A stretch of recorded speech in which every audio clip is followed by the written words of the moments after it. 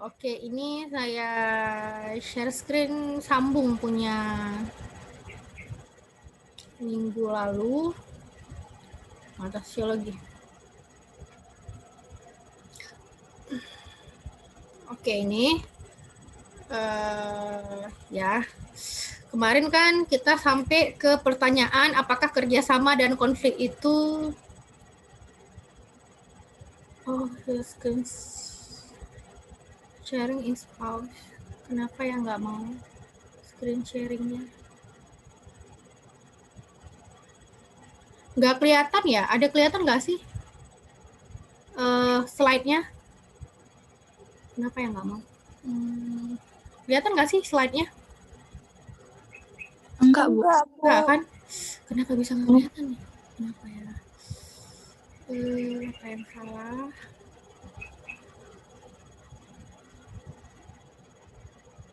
Oke, ini baru kelihatan ya. Ini kelihatan ya? Ini udah kelihatan? Udah kelihatan? Di layar saya sih udah kelihatan.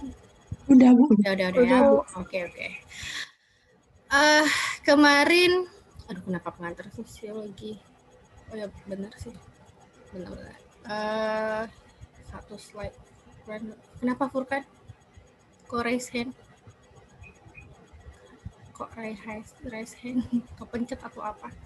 Ini saya kalau lagi screen share saya nggak bisa lihat chat, bisa sih tapi saya harus ini. Jadi kalau ada apa-apa ngomong langsung ya lebih bagus. Oke.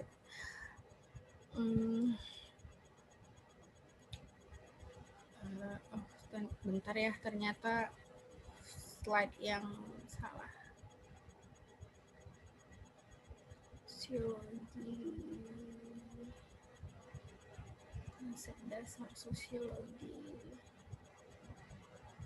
Kalau mau PowerPoint-nya ada di ini ya, di Spider. Setahu saya udah masukin. Oke, ini dia.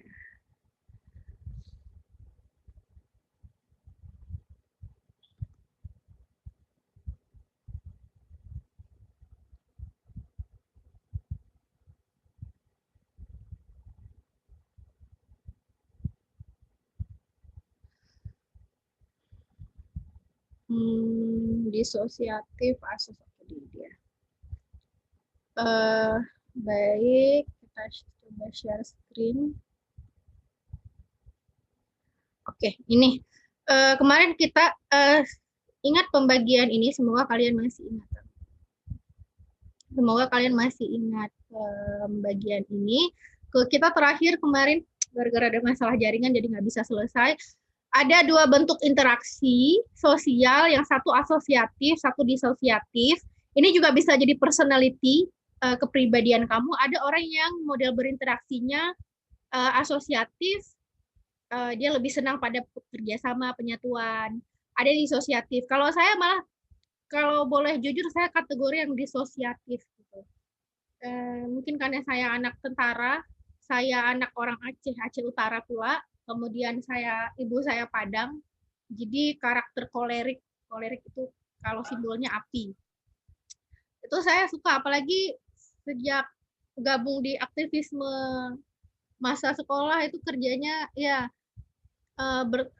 bentrok sama akademisi kalau mereka salah ngomong, bentrok sama pemerintah, nulis di media, bentrok sama teman-teman sendiri kalau merasa mereka mental yang bermasalah gitu. Nah, tapi makanya itu tadi seperti saya, nanti kita masuk ke materi, sebentar lagi kita masuk ke materi nilai sosial tentang apa yang dimaksud baik dan buruk.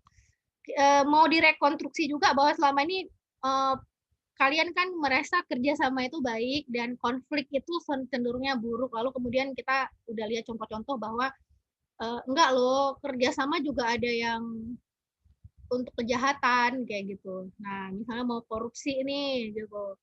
Nah, ini bukan kerjasama yang baik. Atau kerjasama bully temen. Ada nggak sih? Pernah ngalamin nggak sih? Atau pernah lihat? Ada kejadian nggak sih? Biasanya kan di sinetron-sinetron tuh ya. Tapi di sekolah juga ada gitu. Kalian ada yang pernah mengalami lihat teman-teman yang kerjasama ngebully temen? Ada nggak dalam pengalaman kalian? Ya, sama ngebully temen, kerja sama kalau di biasanya kenakalan remaja yang suka bareng-barengan itu apa ya? Ada nggak? Apa sih yang kalian tahu? Kenakalan remaja, tapi mereka suka kerja sama. Apa ya?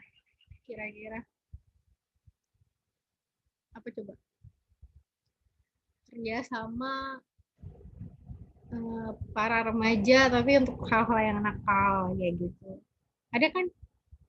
Ih, nggak ada yang respon. Mana sini?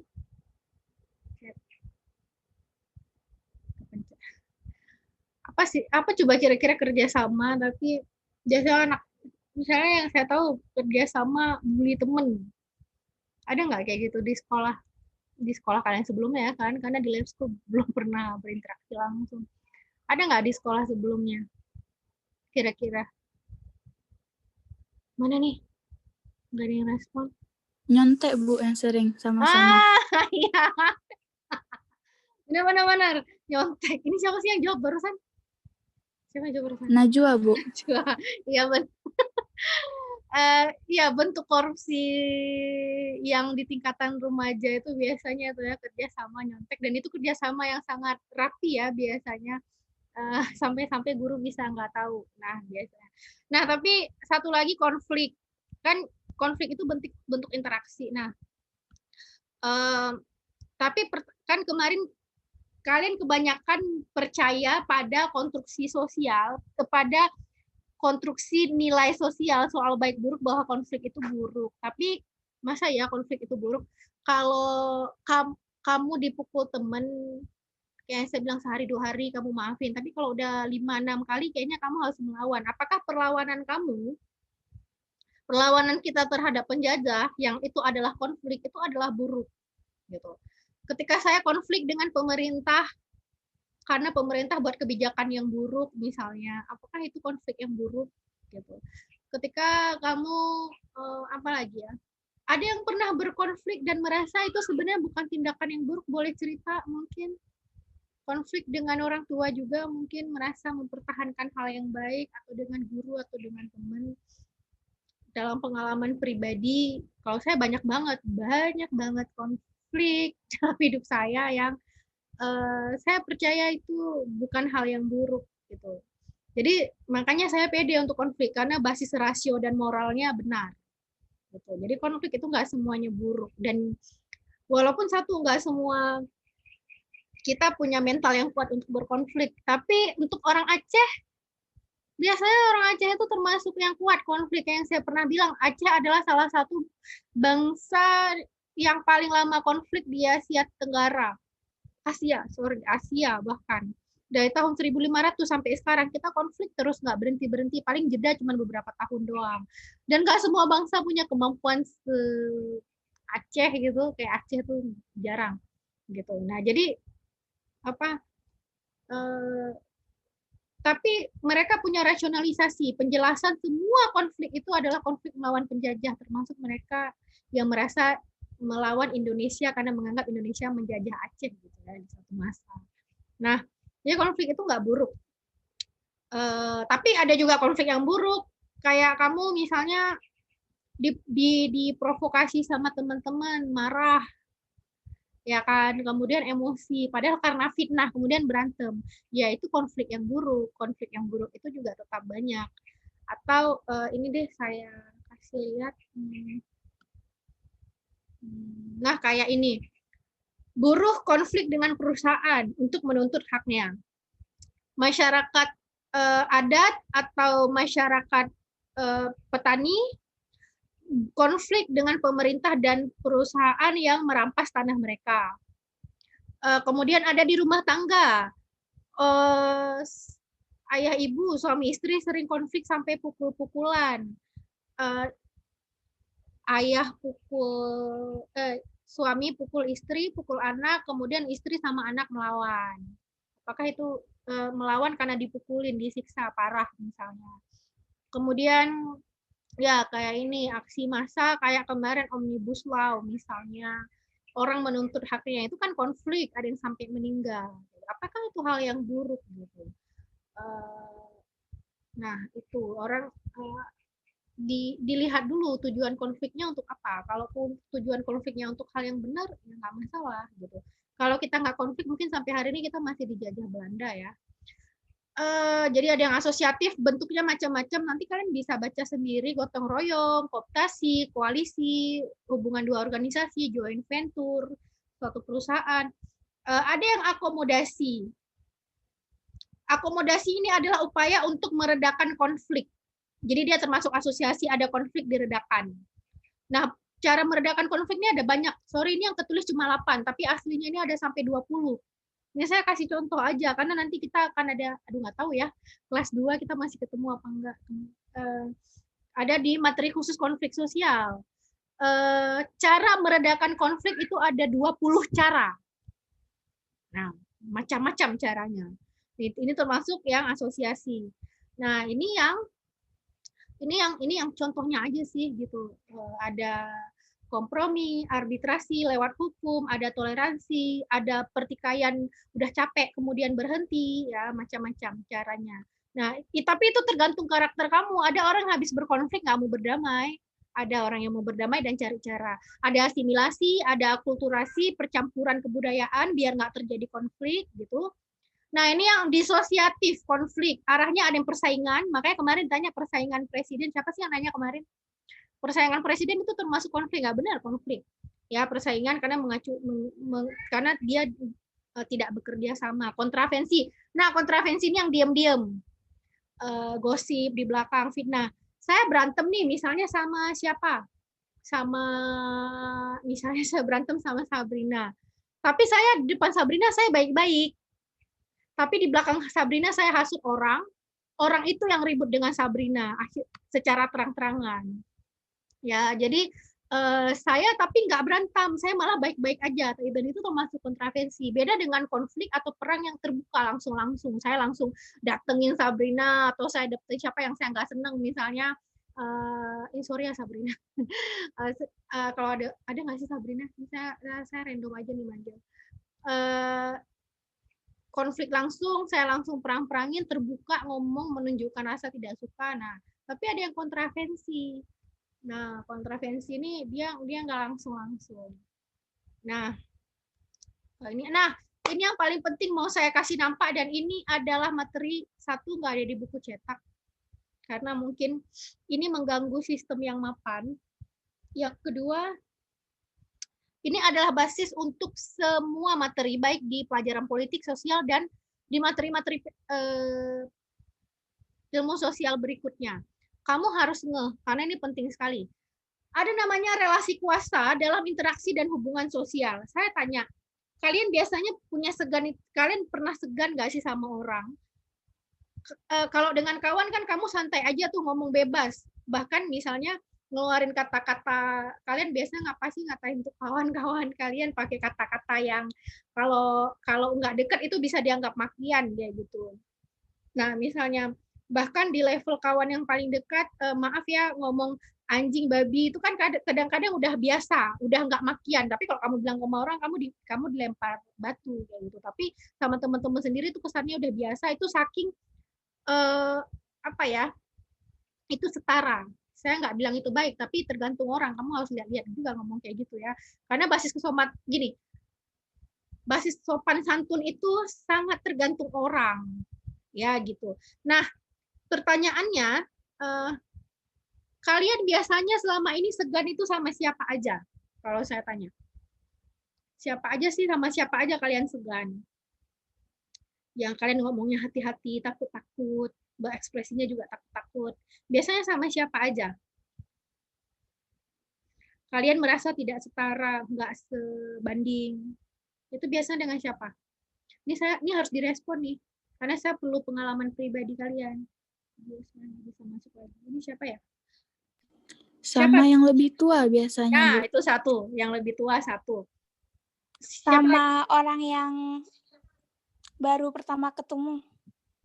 Segan ya, gitu. Kalau ya baru pertama ketemu bisa jadi sih, karena kita nggak tahu informasi tentang dia. Sama siapa lagi? Kalian merasa segan nih? Kalian merasa ya segan, nggak nyaman. Oh, sama siapa lagi? Karena dia siapa biasanya? Biasa. Karena dalam list saya ada banyak banget nih. Cuman kalian mungkin nggak ngeh. Nah, ini buat kalian ngeh. Kalau ada temen yang kalian segan, kalau boleh jujur, biasanya kalian segan sama teman yang kayak apa? Karena dia apa? Ada teman-teman yang ini kalian lost aja gitu, tapi sama jenis teman tertentu kalian nggak enak, segan, takut. Itu kenapa apa biasanya? Karena mereka punya apa? Karena dia pendiam, Bu. Segan, tapi bukan takut kan? Segannya karena nanti takut dia tersinggung, tapi ini segan yang takut. Saya ngebayangin, makanya saya kasih nampak gambar serigala sama domba. Serigala sama domba ini sama-sama binatang kan, sama-sama hewan kan. Kalau kita lihat hewan tuh kesannya kayak sama, tapi posisi serigala dengan domba ini menurut kalian setara nggak? Ada serigala, ada domba. Enggak. Ketika mereka bertemu, apa yang kira-kira dirasakan domba? Kira-kira Terancam, Bu. terancam kan? Kayak, nah serigala jadi, nah ini posisi seperti ini, kayak takut-takut, segannya bukan karena takut dia tersinggung kayak gitu, tapi kayak dengan orang tua. Kerasa nggak sih posisi relasi kuasa antara kamu sama orang tua? Bukan orang yang lebih tua, sorry. Jadi kamu mau ngomong takut dimarahin, takut dianggap nggak sopan. Atau siapa lagi? Posisi apa lagi yang kamu rasa? Kita kan nggak setara. Tapi tergantung, nah ini tergantung mental lagi nanti. Di satu sistem feodal, pernah dengar nggak ya sistem feodal? Pernah dengar nggak feodalisme? Kalian, nah oke, kalian biasanya lebih hormat, lebih hormat, lebih takut itu dengan orang yang kayak apa? Coba dipikir-pikir. Apakah kalian nggak merasa setara dengan semua orang? Misalnya ketika contoh deh berhadapan dengan pejabat misalnya, kalian merasa ada posisi domba serigala nggak sih? Atau kalian merasa setara aja?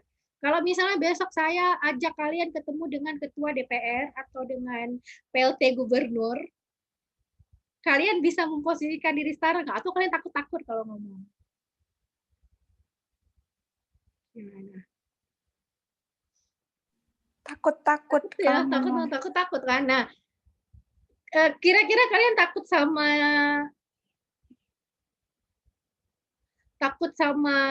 yang jadi kesebut ya.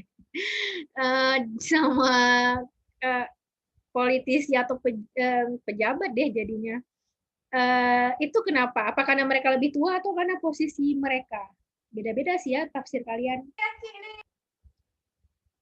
Kira-kira kenapa kalian segan sama politisi misalnya? Karena kekuatan mereka, Bu. Apa kekuatan yang dimiliki mereka?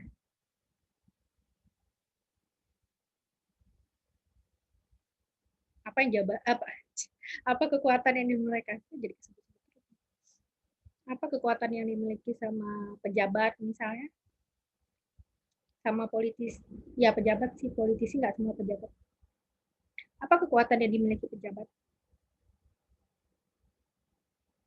Ayo, saya butuh responnya karena ini harus berdasarkan pengalaman pribadi.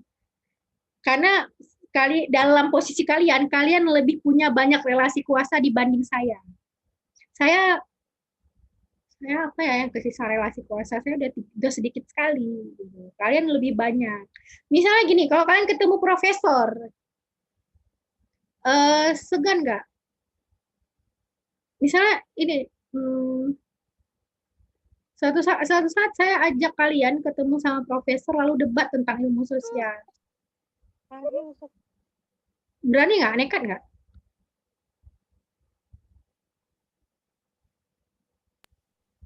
Nekat nggak? Segan sih, Bu. Soalnya kan kalau profesor udah tahu banyak. Udah tahu banyak. Itu kesannya ya. Oke. Yang pertama, sama teman sendiri. Saya nggak usah jauh-jauh deh. Satu sama pejabat, sama orang tua. 3 sama profesor karena kalian anggap pengetahuannya lebih tinggi. Yang keempat, saya perlu kalian biasanya segan dalam posisi serigala dan domba. Kalau boleh jujur, kalian segan biasanya sama teman-teman yang kayak apa? Kan ada teman-teman yang nampaknya dia lebih berpengaruh daripada yang lain. Itu biasanya karena dia punya apa? Jujur-jujuran di kelas kan, saya nggak tahu di kelas 10 IPS, mungkin kalian juga belum banyak berinteraksi waktu SMP misalnya. Ada nggak sih kawan-kawan yang kita nggak mau cari ribut sama dia walaupun dia buat kesel gitu, karena dia punya sesuatu mungkin apa kira-kira di perkawanan.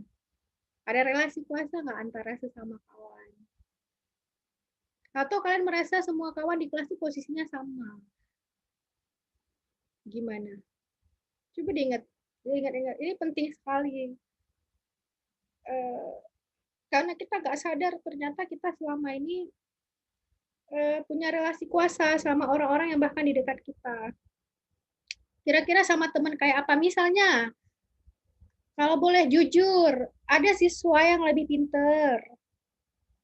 Sehingga kalian nggak mau cari masalah sama dia. Jadi misalnya, besok-besok jadi nggak enak sih nggak dikasih nyontek lagi gitu. Atau mau minta tanya-tanya jadi nggak bisa.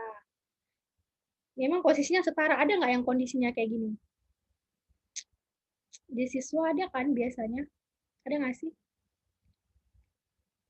Atau ada siswa? Kalau saya sama aja sih Bu, saya merasa sama jadi saya nggak. Tapi ada nggak kawan-kawan yang model kayak gitu di kelas? Atau dalam pengalaman kita misalnya dia pinter sehingga orang jadi segan untuk cari masalah sama dia kayak gitu. Jadi dia ada sih Bu, ada kan? anak pinter gitu. Ya, pinter dan jadi tempat tumpuan kawan-kawan. Lalu sama siswa cowok yang kuat misalnya. Saya ada nih, nggak usah sebut kelas lah ya, nggak enak. Saya mungkin ada sebutin minggu lalu sama kalian juga atau sama siapa ya. Kalau ada saya sebutin sama kalian, saya ulang lagi berarti. Di satu kelas, anak IPS juga sih sebenarnya. Biasa kan anak IPS di lab school itu keren-keren, bahkan yang cowoknya. Mereka tuh analis sosial, bukan anak bandel. Tapi ada satu generasi di mana sebenarnya gara-gara 1-2 orang, dia bandel banget, bandel parah. Bandelnya bahkan sampai level nggak sopan sama saya. Kalau gini, saya orangnya basis kesopanan di saya tuh sedikit sekali. Jadi kalau saya udah tersinggung, biasanya nih siswa memang udah sopan, dia nggak sopannya udah parah. Parah sekali. Jadi awalnya kelas terbagi 2 nih. Ada siswa cowok, cewek nggak, cewek rajin semua. Cowoknya rajin sekali, yang setengahnya lagi beberapa anggaplah bermasalah. Tapi anehnya, dia punya kekuatan.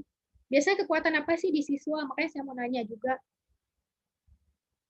Harusnya kan bukan yang cowok-cowok rajin ini nggak perlu dong ngikutin yang bandel tadi. Tapi dia itu punya kekuatan, entah dia punya kemampuan memprovokasi orang, entah dia punya kekuatan mungkin bisa buat ribut orang, sampai-sampai semua orang harus ngikutin mau dia. Nah, gitu. Relasi kuasa antara dia dengan cowok. Jadi ada cowok-cowok yang dia sebenarnya nggak mau cabut, tapi jadi harus ikutan cabut. Karena nanti jadi nggak ada kawan, jadi terpinggirkan gitu. Nah, relasi kuasa. Jadi posisi kita dalam interaksi sosial itu nggak selalu setara. Ini untuk kasih tahu realitas dulu ya. Ada relasi domba dan serigala dalam relasi kita. Coba kita lihat. Oke, ini. Tapi saya khawatir kalian nggak ngeh dengan relasi kalian sendiri. Sedangkan saya mau kalian, berarti nanti bisa jadi kalian harus meriset relasi kuasa kalian sendiri. Karena ini terkait mental sih. Dan ini ada satu sistem, namanya sistem feodal. Ini terkenal pada masa kerajaan dan Belanda, penjajah dulu. Dalam sistem feodal, penghormatan diberikan dalam hubungan sosial karena identitas tertentu. Identitas tertentu itu apa? Ini dia. Terjadi hubungan domba dan serigala dalam satu usia. Nah, ya yang muda segan sama yang tua. Sialnya, walaupun yang tua salah dan brengsek, yang muda tetap harus segan sama yang tua. Kemudian jenis kelamin dan gender. Laki-laki lebih punya kekuasaan dibanding perempuan. Misalnya, mungkin kalian punya pengalaman sendiri, ayah kita mukul mama kita, ayah kita mukul kita, atau mama kita mukul kita. Kalau orang tua mukul kita itu karena basis tua muda ya, tapi kayak atau dalam relasi cewek-cewek segan sama cowok, padahal cowoknya nindas, cowoknya jahat, tapi takut dia yang jadi korban, dia yang takut. Ya, kalaupun dia nggak bisa lawan, dia bisa panggil polisi, dia panggil saudara, tapi dia nggak berani. Ya, kemudian ada yang versi ini Islam non Islam. Kalau orang Islam diganggu sedikit, mereka marah, mereka langsung bakar. Tapi kalau orang yang non Muslim, kalaupun mereka ditindas, mereka nggak bisa berbuat apa-apa. Apakah posisinya sama? Gitu. Kemudian suku, kayak misalnya suku dalam hal ini Jawa non Jawa ini sebetulnya bukan basis ini sih, basis politik misalnya di pemerintahan pusat itu selalu etnis Jawa. Di luar itu, nah di luar itu jarang kita temukan. Atau di Aceh juga gitu yang boleh jadi pemerintah Aceh itu suku Aceh. Orang-orang suku lain itu susah masuk. Apakah itu terjadi secara kebetulan sekali dua kali ya, tapi kalau puluhan ratusan tahun kan nggak mungkin kebetulan ya. Kemudian ras, kulit hitam, kulit putih, apakah posisinya sama? Gitu. Yang kulit ada namanya white supremacy dan ini berkembang jadi rasisme di Eropa, di Amerika. Kalau kulit putih bisa buat semena-mena, kulit hitam ditindas ya terpaksa diam saja. Kemudian kaya, kelas menengah, miskin. Sorry to say ya, di lab school juga ada tuh gejala siswa-siswa yang karena dia kaya dia merasa lebih berkuasa gitu. Bahkan terhadap sesama kawan sendiri, sakit mental sih. Kalau kalian ada cepat perbaiki ya. Dianya, nah sialnya itu dua. Satu, yang nindas itu sakit mental. Yang lain itu ngikutin dia juga ya kurang sehat juga karena kalau dia berkuasa karena dia kaya dan kita juga ngikut, kita juga nggak sehat. Ada nggak sih saya nggak di kalian di lab school belum ya karena belum gabung langsung, tapi di SMP ada nggak sih pengalaman kayak gitu anak-anak orang kaya atau merasa kaya, merasa lebih berkuasa dan orang lain segan sama mereka? Ada nggak sih di pengalaman kalian waktu SMP? Bu saya mau masuk lagi ya. Ada nggak sih pengalaman di SMP kayak gitu, cerita dong. Setahu saya sih saya pernah dengar tapi saya nggak tahu di harian di Aceh itu ada apa enggak, di siswanya di lab school ada gitu. Karena orang kaya bertingkah gitu, panggil bapak panggil mama, jangankan siswa, guru-guru pun ada yang merasa terintimidasi kayak gitu. Ada nggak sih di pengalaman kalian di SMP dulu? Kalau saya nggak ada, Bu. Kalau saya belum itu. Bukan kalian langsung, tapi mungkin ada kawan-kawan kalian atau kelas-kelas lain, nggak ada ya? Nggak ada, Bu. Nggak ada ya. Ini yang lain mana ya suaranya? Saya minta pengalamannya loh gitu. Ini karena kan ini menguji kondisi harian kita. Ya mungkin sekolah-sekolah kayak lab school gitu ya yang ada itu ada gitu. Nah kalau ada yang gitu dilawan aja karena ya nggak sehat sih kan kayak ya nggak tahu diri banget karena cuman kaya kemudian jadi nindas gitu kan. Kemudian tingkat intelektualitas kalian sama guru, kalian nggak sebutin tadi, kalian bukannya segan juga ya sama guru? Kalian segan juga nggak sih sama guru? Kan? Iya, terutama guru-guru yang otoriter. Lebih segan lagi. Nanti tergantung guru, kalau gurunya lebih setara, saya merasa saya lebih setara gitu. Kalian kan karena belum ketemu segan. Kalau siswa-siswa lain yang udah ketemu saya itu mereka curhat-curhat, minta cerita masalah pribadi, ada yang udah anggap kayak teman. Tapi kalau saya marah juga. Tapi kalau saya bersahabat ya bersahabat aja gitu. Karena Kalau di saya, apalagi gini, siswa itu bukan hanya boleh, tapi harus kritik guru. Karena guru bisa jadi gini, saya berusaha menyampaikan yang benar, sepengetahuan saya. Tapi kan mungkin salah nggak? Mungkin aja kan, mana tahu data yang saya kasih salah, begitu di cross check ke internet. Misalnya saya ngambil data tahun 2019, kemudian ada data terbaru, Bu, data terbaru udah berubah loh, Bu. Harusnya kalian nggak perlu segan ngomong kayak gitu. Emang sih di satu masa dulu kalau kita bantah guru kita kena rotan, tapi untuk guru-guru tertentu seenggaknya ke saya itu kan nggak berlaku gitu, karena saya sendiri kerjanya juga lawan-lawan guru dalam hal, bukan guru sekolah juga sih, iya guru dari sejak perguruan tinggi. Saya kalau kalau dosen salah ngomong atau kayak guru filsafat saya salah ngomong, saya bakal ini nggak benar, di debat nggak masalah gitu. Ada yang berdasarkan body framing ya, yang cantik, ada cewek atau cowok tapi lebih ke cewek sih sialnya, karena body framing ini lebih banyak ke cewek kenanya. Jadi yang merasa kurang cantik segan sama yang cantik, atau yang ya cowok-cowok yang merasa kurang ganteng, merasa nggak setara dengan cewek-cewek yang katanya cantik kayak gitu, atau ya seksi, ganteng, cantik, atau yang versi kuat versus lemah, atau yang cacat versus tidak cacat. Tiba-tiba ada relasi kuasa timpang nih. Itu sering kan kejadian gitu, apalagi di anak-anak remaja itu biasanya ada tuh, ih itu lebih cakep, oh aku ngerasa nggak setara gitu. Kalau yang lebih dewasa biasanya, terutama yang sehat mental, itu udah tahu bahwa cantik-cantik, tapi anggaplah, walaupun saya sendiri tipe orang yang nggak percaya ada standar kecantikan.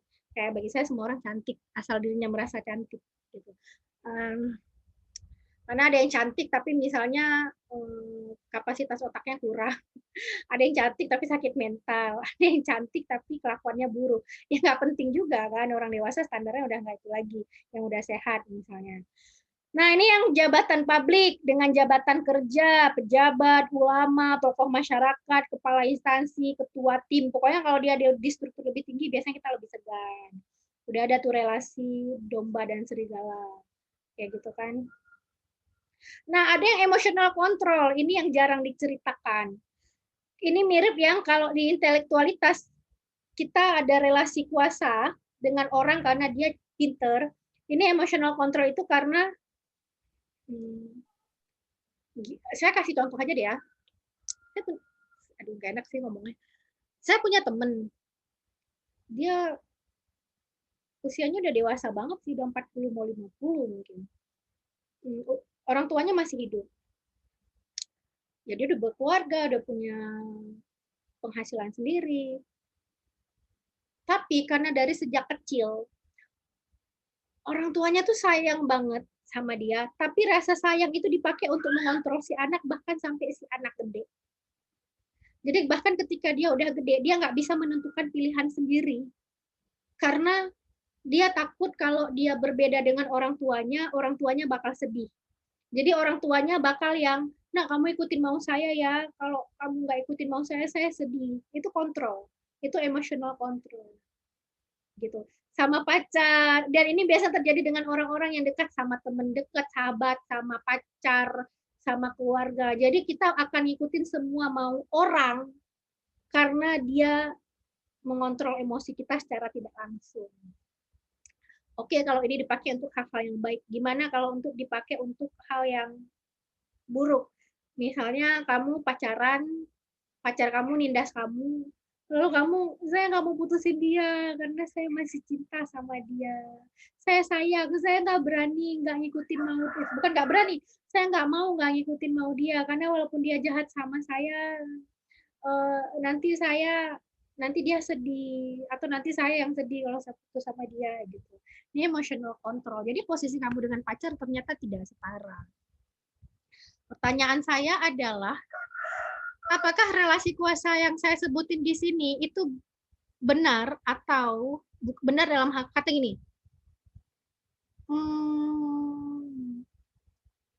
Boleh nggak sih kita selalu segan sama yang tua, sama laki-laki, sama yang agama mayoritas, sama suku mayoritas, sama ras mayoritas, sama orang kaya, sama orang pinter, sama orang yang lebih cantik, ganteng, dan seksi, sama orang yang kuat, sama orang yang punya jabatan, dan sama orang yang punya kontrol emosional terhadap kita. Bener nggak sih? Itu nggak apa-apa nggak sih gitu? Nggak apa-apa, kita emang harus segan menurut kalian? Atau enggak, kita nggak perlu segan harusnya? Mana yang benar? Saya butuh pendapat kalian. Kita emang, benar nggak sih pendapat kita emang harus segan? Bahwa segan, selalu segan, bahwa yang tua itu berhak lebih dihormati. Atas nama tua harus selalu dihormati, atas nama laki-laki harus selalu dihormati, atas nama, ya mungkin trans juga harus selalu hormat dengan laki-laki dan perempuan.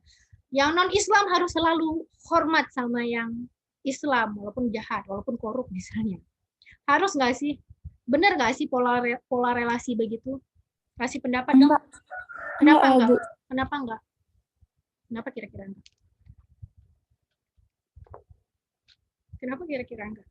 Kan kita dibilang nggak boleh melawan sama yang tua, nggak boleh melawan sama suami, misalnya karena dia laki-laki. Tidak boleh, ya kayak tadi, kita kemampuannya lebih rendah dari profesor, jadi kita nggak usah lawan deh gitu. Kita pasti kalah, kita pasti lebih rendah, misalnya gitu-gitu. Profesor ini dalam hal ya strata, gelar ya. Atau kita nggak boleh lawan, kita harus selalu segan sama pejabat. Kira-kira ya benar nggak sih gitu? Memang harus selalu segan gitu nggak sih? Harus selalu, mereka ini harus selalu lebih dihormati ya? Gimana? Coba dirasa-rasa. Kasih pendapatnya dong. Ini saya panggilin nih kalau nggak ada yang ngomong. Mana nih yang lain? Siapa ya? Ini saking banyak yang ngomong di kepala saya. Ajus gabung nggak sih? Ajus mulai gabung lagi. Siapa ya? Apa, Bu? Adanya. Ini apa yang terlintas di kepala saya aja namanya. Menurut kamu iya benar nggak sih kita harus selalu lebih sopan, lebih menghormati, lebih segan sama orang-orang yang, nah ini nih, lebih tua, karena dia laki-laki, karena dia agama mayoritas, suku mayoritas, karena dia orang kaya, karena dia orang pinter, harus nggak sih? Tergantung perilakunya kepada kita, Bu. Kalau ada orang yang lebih tua, tapi perilakunya buruk, memang kamu berani untuk, ya kita nggak perlu sopan, kita nggak perlu selalu menghormati dia. Atau kita tetap harus sopan-sopan kali sama dia. Kadang-kadang aja, Bu. Gimana? Kadang-kadang aja. Kadang-kadang aja. Atau sama, kalau misalnya kamu, ya kalau kalian karena harus lebih belajar lagi sih memang. Tapi menurut kamu memang misalnya nih, antara profesor dengan non-profesor, profesor ini selalu lebih pinter, lebih jago nggak sih? Dan kita harus segan setiap kita diskusi sama mereka nggak sih? Dia selalu benar profesornya karena dia profesor gitu. Menurut kamu gimana? Apa, Bu, pertanyaannya? Saya segan sama profesor atau enggak? Ya, misalnya bukan hanya kamu, tapi masyarakat kita kan kalau udah profesor itu udah segan tuh. Menurut kamu profesor ini karena dia profesor maka dia selalu benar dan pengetahuannya selalu benar. Jadi sehingga kita harus selalu segan kalau kita diskusi sama profesor. Kamu gimana? Kalau menurut saya, Bu, profesor masih bisa salah, jadi nggak perlu segan sama dia. Nah, oke. Semoga mental itu tetap terjaga. Yang cewek siapa ya? Rizka ada? Rizka join. Saya random aja sini siapa yang kelintas ya. Rizka ada nggak ya? Nggak gabung? Siapa ya kita teman-teman lain? Nurul? Nurul ada? Lia ada? Iya, Bu. Ini siapa yang ada? Nurul. Nurul, menurut kamu benar harus dipertahankan nggak sih bentuk penghormatan yang didasarkan pada yang list begini? Iya, Bu, tapi misalnya dianya salah, kasih tahu tapi baik-baik gitu. Ya memang kita nggak harus jadi berantem sih, tapi maksud saya gini, apakah orang yang tua selalu benar? Enggak. Ya, apakah orang yang punya label tertentu kayak profesor atau kayak pejabat dia selalu perlu dihormati? Enggak juga, Bu. Ya. Nah, Iya. Enggak, Bu, enggak. Gimana ya? Gimana? Kalau kamu ketemu pejabat, kamu masih punya, kamu bakal memposisikan diri domba dengan domba, serigala dengan serigala, atau domba dengan serigala, gitu. Kamu posisinya bakal ngelihat pejabat babasnya takut-takut nih. Gimana? Saya, Bu, saya takut. Takut, kenapa takut? Enggak tahu, Bu, karena enggak tahu, Bu, kenapa takut. Ya, ini serius. Ketika kalian takut, ini jadi pertanyaan loh. Kenapa takut? Kan orang yang tua nggak gini. Kalau kalian berhadapan dengan orang tua yang korup, emang kalian bakal terus hormat sama dia ya?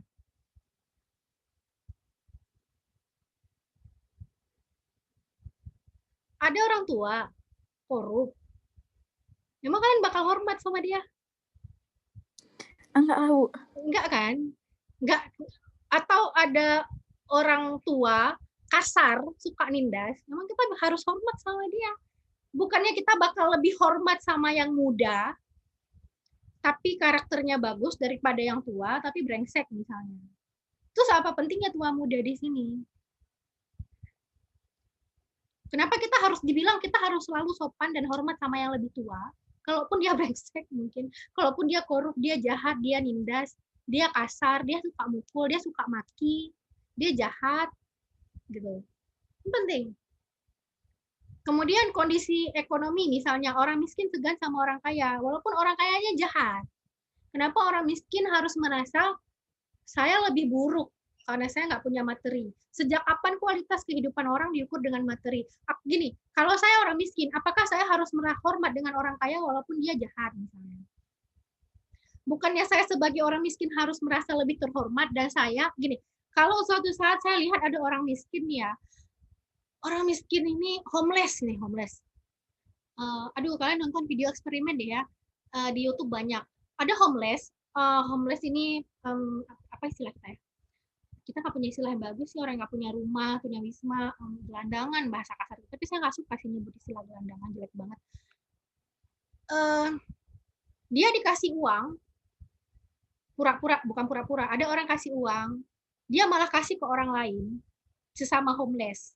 Tapi ada orang kaya, ada orang ada uang, kita tahu nih orang beruang dari penampilannya, diminta bantuin orang homeless ini, dia nggak mau. Saya justru lebih hormat sama yang homeless tadi yang dikasih uang lalu dia bagi-bagi ke orang dong. Bagi saya ini lebih manusia.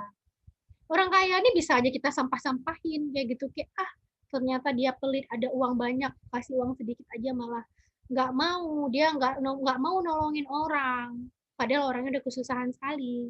Kenapa orang miskin dalam posisinya harus lebih segan, merasa lebih rendah? Atau body framing. Misalnya ada nggak sih pengalaman kalian lihat teman-teman, mungkin bukan pengalaman kalian, ih cewek tuh cantik kali, ya bang tuh ganteng kali ya, aku nggak nekat, aku nggak pede, kayak gitu. Ada nggak sih kejadian gitu? Kenapa kalian kenapa kita punya cara pandang kayak gitu? Padahal bisa aja cantik tapi sakit mental kan? Atau dengan pejabat, kalian segan ketemu pejabat, padahal bukannya kita udah belajar sistem politik, pejabat itu malah pelayan kalian nggak sih? Ingat nggak sih pelajaran sistem politik?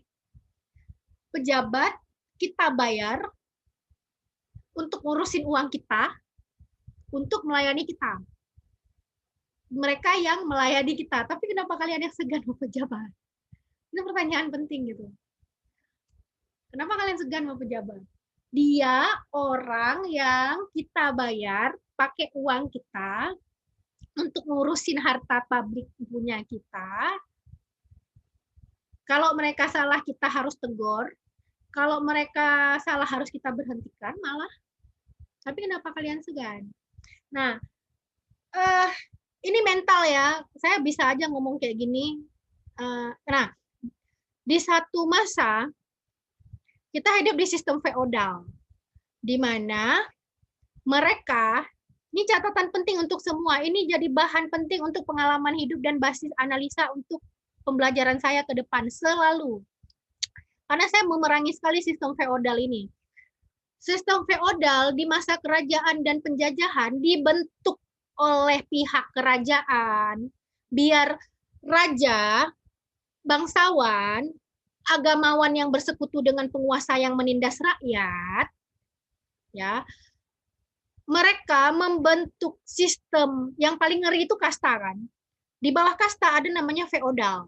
Feodal itu adalah ada kelas sosial antara tua muda, antara laki-laki perempuan, antara agama mayoritas dengan non mayoritas, ras, suku, antara kelas kaya dan miskin, biar apa? Yang tua bisa dengan mudah menindas yang muda dan terjustifikasi. Terjustifikasi ini apa bahasa sebenarnya? Diperbolehkan, dianggap layak, wajar. Seperti mental kalian sekarang merasa, ya sama yang tua kita harus hormat. Tapi begitu digugat, emang yang tua yang brengsek, yang korup juga harus dihormati? Enggak sih sebenarnya. Tapi kan kelamaan dengan mental feodal. Kalian gini, kita hidup di lingkungan feodal, lalu kita jadi ikutan bermental feodal. Terutama kalian bagi anak-anak yang kamu bayangkan kamu muda, kamu perempuan, kamu non-Islam, kamu kalau hidup di Aceh non-Aceh, kulit hitam, miskin, kurang pintar, kurang ganteng, nggak punya jabatan, lalu punya emotional control sama orang. Sial banget nggak sih? Kalau kamu masih hidup di mental feodal, kamu sial banget hidup. Itu masalahnya. Nah, makanya di pembelajaran sosial kritis dipertanyakan ulang. Benarkah yang tua selalu layak dihormati? Benarkah yang basis ini semua harus dihormati? Karena kalau iya, berarti nggak adil dong dunia ini. Ada muda yang lebih cerdas, yang lebih berkapasitas, jadi nggak dihormati karena dia muda. Perempuan lebih punya kapasitas, kayak di Biren, ada kasus dia kepala desa terpilih. Oh sorry, bukan Biren, Sigli. Boleh cek beritanya nanti atau bantu saya klarifikasi. Dia kapasitasnya lebih bagus, dia terpilih, tapi dia dilengsarkan hanya karena dia perempuan. Tok karena dia perempuan, gitu. Jadi di satu masa dibangun suatu sistem pengetahuan yang menindas bahwa ya laki-laki superhero, laki-laki posisinya di atas. Bahkan kalaupun dia jahat, bahkan kalaupun dia korup, bahkan kalaupun dia nggak bermoral, nggak apa-apa, harus dia yang mimpin. Make sense nggak? Di saat ada perempuan yang lebih berkapasitas kayak Bu Risma, atau siapa sih pemimpin-pemimpin perempuan keren lainnya, banyak sih. Ya Benazir Bhutto yang Islam juga bahkan lebih punya kapasitas, lebih bermoral, ya. Jadi ini soal mental. Saya bisa aja sih kasih tahu sama kalian, nggak semua loh yang posisinya begini mereka selalu lebih benar. Tapi ini soal mental. Jadi kalau kelamaan hidup di sistem feodal, kalian akan segan sama pejabat publik walaupun mereka pelayan kalian. Kalian akan segan sama orang yang lebih kesannya lebih, karena standar kecantikan itu emang dibuat sama masyarakat kita, bahwa yang cantik itu yang putih, yang langsing. Jadi mereka lebih pede, yang nggak punya kulit putih dan langsing nggak pede dan direndahkan, dan kita percaya pula bahwa iya ya aku nggak cantik, aku nggak pede. Nah, berhadapan dengan cowok ganteng lebih minder, nggak masuk akal. Padahal cowoknya bisa jadi kita yang kulitnya hitam dan badannya besar, tapi moral kita lebih bagus daripada cowok itu atau cewek itu yang kelihatannya ganteng, tapi moralnya nggak bagus. Kenapa kamu segan sama mereka? Profesor, kamu harus belajar serius sih kalau kamu mau nantang profesor, tapi kamu nggak harus jadi profesor. Saya cuma S1, ilmu sosial kan, tapi saya sangat serius belajar. Saya bahkan nggak pakai buku cetak. Kalian bisa lihat saya nggak pakai buku cetak. Kenapa? Buku cetak di Indonesia itu buku cetak sampah kebanyakan. Karena apa? Pakai teori ratusan tahun lalu, dan itu pun yang dipakai teori masyarakat berbeda. Saya belajar filsafat, ulang. Saya belajar filsafat sosial juga. Biar apa? Saya percaya dengan pengetahuan sosial yang saya punya. Jadi ketika satu waktu saya pernah diundang, saya mungkin pernah cerita kayak yang kemarin, diundang, saya satu kan, dan saya cuma guru misalnya, guru SMA lagi, apa sih gitu. Kemudian dipanggil di situ profesor-profesor, berapa orang dari FKPT, forum tentang anti terorisme. Ada perwakilan Kodam, perwakilan media besar, perwakilan Polda, akademisi, siapa lagi ya? Organisasi-organisasi masyarakat. Mereka ngomong tentang apa itu radikalisasi terorisme. Lalu saya gugat. Tapi saya udah baca. Saya tahu ini pasti mereka bakal salah ngomong. Saya udah tahu wataknya. Ini pasti salah-salah ngomong. Lalu saya debat sama profesornya. Prof, itu nggak benar begitu. Berdasarkan ketentuan oleh PBB, makna radikalisme itu bukan seperti itu, gitu. Saya cari sejumlah referensi sehingga sejak saat itu forum berubah. Bahkan orang-orang kepolisian yang mau ngomong, ya sih menurut kami begini, tapi benar juga yang dibilang Bu Fatma. Enggak, saya nggak punya keseganan sama profesor, tapi saya udah belajar banyak banget.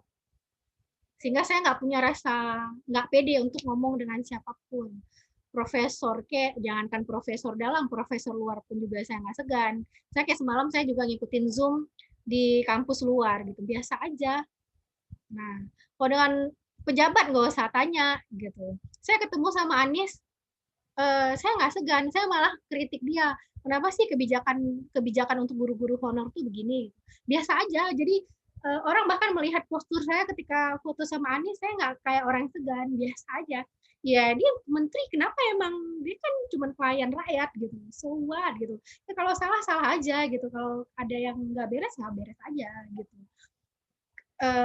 Saya ketemu dengan makanya nanti ada siswa ketemu dengan anggota DPR, biasa aja. Saya malah minta siswa, kalian tanyain lah sama anggota DPR itu, mereka kerjanya nggak becus, tuh uang kalian dipakai, tanya gitu, biasa aja gitu. Jadi ini sebenarnya reparasi mental ulang sih, biar kalian nggak kelamaan ditindas. Kita kelamaan hidup dalam relasi kuasa yang sangat buruk, sehingga yang satu jadi bisa nindas yang lain gara-gara pengetahuan dini salah. Jadi tolong mulai besok kalian meriset diri sendiri. Ini belum jadi tugas terstruktur, tapi refleksi bagi kalian sendiri. Saya orang tua sendiri, bukan saya lawan sih. Kalau orang tua ngomong nggak benar, saya tetap kritik. Walaupun kritiknya baik-baik. Tapi saya nggak segan.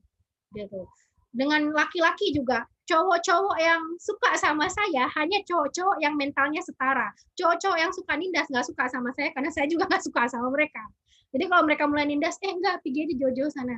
Saya cuma butuh cowok-cowok yang setara. Yang memperlakukan saya setara. Saya baik ke dia, dia baik ke saya. Dan kita timbal baik, oh kamu nindas, kamu pergi aja sana, nggak masalah. Jadi saya lebih dihormati sebagai perempuan, gitu. Nah, yang Islam non Islam juga, yang Islam nggak Asia, kita agama mayoritas suka nindas. Ya, yang Aceh juga kadang-kadang ribut, kemarin baru aja ribut dengan Gayo sampai harus lapor-lapor polisi, ya.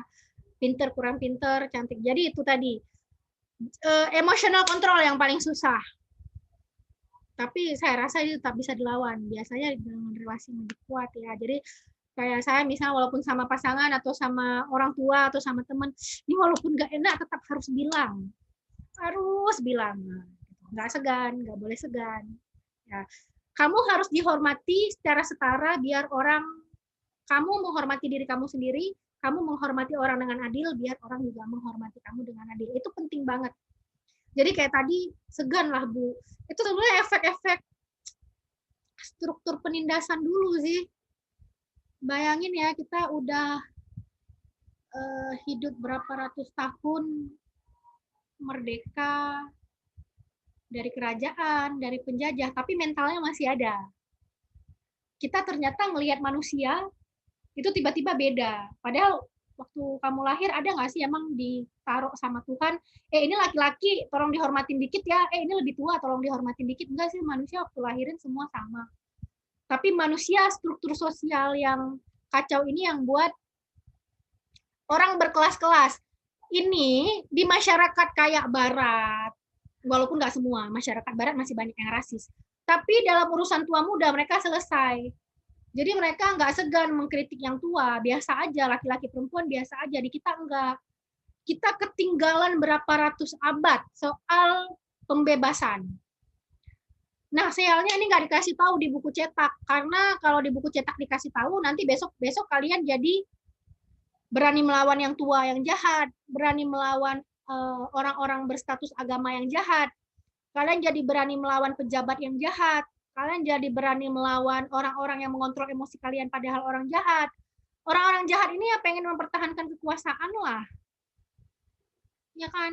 Mereka selama yang berkuasa orang jahat, maka ya narasi dan pengetahuan yang bertahan yang jahat. Di buku cetak ini nggak akan dikasih tahu bahwa kamu boleh melawan orang jahat apapun identitasnya gitu. Ya kamu nggak boleh berdamai karena nanti kamu ditindas terus, orang lain ditindas terus gitu. Jadi ini mau saya selesaiin kan ada mau Jumat, tapi basis relasi kuasa ini akan kita pakai untuk materi selanjutnya di nilai sosial, kita pakai di kelompok sosial, waktu kelas 2 nanti, walaupun saya nggak yakin kita masih bareng sih kelas 2 dia. Akan dipakai dalam masyarakat multikultur, kayak tadi saya enak banget ngajar kelas 2 karena saya udah ngasih basis relasi kuasa, jadi waktu saya bilang kenapa agama satu nindas agama lain, iya karena ada relasi kuasa. Gitu. Memang semua agama posisinya sama di Indonesia. Enggak, di undang-undang di atas kertas yoi, tapi dalam kenyataan ternyata enggak. Banyak orang sakit mental. Pengen menguasai orang lain, pengen nindas orang lain. Banyak. Gitu. Jadi kamu juga perbaiki mental kamu ya, Nak. Kamu bisa jadi pinter tapi kamu sakit mental. Kamu pengen menguasai orang lain karena kamu merasa tua, kamu merasa laki-laki. Kamu merasa agama mayoritas suka-suka gue dong. Ya, jadi di masyarakat kita mulai mengarahkan orang-orang cerdas pun, kaya pun, mau kamu sakit mental, kamu nggak bisa pakai gitu. Jadi kamu tolong evaluasi mental kamu sendiri ya. Oke, saya berharap bisa masuk materi selanjutnya, tapi enggak. Tapi kenapa hari ini kita kurang berinteraksi, Nak? Saya agak sedih nih. Biasanya kalian bakal ngomong, kalian bakal... jangan lupa absen Sepada. Sepada udah bisa diakses kan? Bagi yang belum bisa akses, bukanya lewat Google ya. Karena ternyata link Sepada sudah berubah. Jadi saya baru bisa buka Sepada ternyata lewat Google karena ternyata ininya udah berubah. Absen Sepada jangan lupa karena saya benar-benar nggak hafal siapa yang ikut Zoom setiap hari, apalagi nggak semua berinteraksi. Sering-sering berinteraksi. Kemarin Boim itu udah, si Tohru itu dapat keuntungan gara-gara dia sering berinteraksi. Jadi kalaupun dia nggak absen, saya tahu. Sisanya kan saya jadi nggak tahu. Kan? Sering-sering berinteraksi sama saya. Jangan segan. Kalian siswa saya anggap setara. Kalian boleh kritik saya. Jangan segan sama saya karena saya guru dan saya lebih tua. Saya bebas dikritik. Jadi kalian silahkan manfaatkan peluang itu sebesar-besarnya. Saya sudah merendahkan, terutama posisi saya ini masyarakat memberikan relasi kuasa untuk saya, guru punya relasi kuasa, tapi saya menurunkan diri saya untuk setara sama kalian. Tolong itu dimanfaatin. Tapi jangan sampai nggak segan, bukan nggak segan, tapi jangan sampai nggak sopan juga dalam hal sebagai manusia. Sesama manusia seperti saya menghormati kamu menghormati saya. Tapi bukan karena saya guru, karena saya manusia yang punya perasaan, yang punya pikiran. Jadi kayak mana saya menghormati kamu, kayak gitu juga kamu menghormati saya. Kamu nggak perlu menghormati saya karena saya lebih tua, karena saya guru. Tapi ya pikir aja, ibu ini manusia, sama seperti kalian manusia. Makanya saya nggak kasih beban tugas banyak-banyak karena ini manusia, dia punya batas psikisnya. Saya harus menghormati karena mereka itu ya, karena posisi-posisi itu. Jadi kalau sekalian ada relasi kuasa kalian, saya bebas maki kalian dan kalian nggak boleh marah. Saya bebas kasih tugas sebanyak-banyaknya, kalian nggak boleh marah gitu. Saya bebas semena-mena sama kalian nggak marah. Oke, makasih untuk waktunya, maaf kelebihan sedikit. Ya Ajuj ya, saya mau akhiri. Makasih untuk hari ini, tugas tolong dibuat, terutama untuk curhat interaksi sosial dan tugas-tugas lain yang mau dibuat. Makasih perhatiannya. Tolong mulai hari ini refleksi mental, bebaskan mental kamu sebagai manusia ciptaan Tuhan. Itu yang paling penting. Ya, nilai raport bisa nomor sekian, tapi mental itu yang paling penting ya. Makasih, ini pesan saya selalu. Makasih untuk waktunya. Saya akhiri. Assalamualaikum warahmatullahi wabarakatuh. Waalaikumsalam warahmatullahi Waalaikumsalam warahmatullahi wabarakatuh. Waalaikumsalam warahmatullahi wabarakatuh.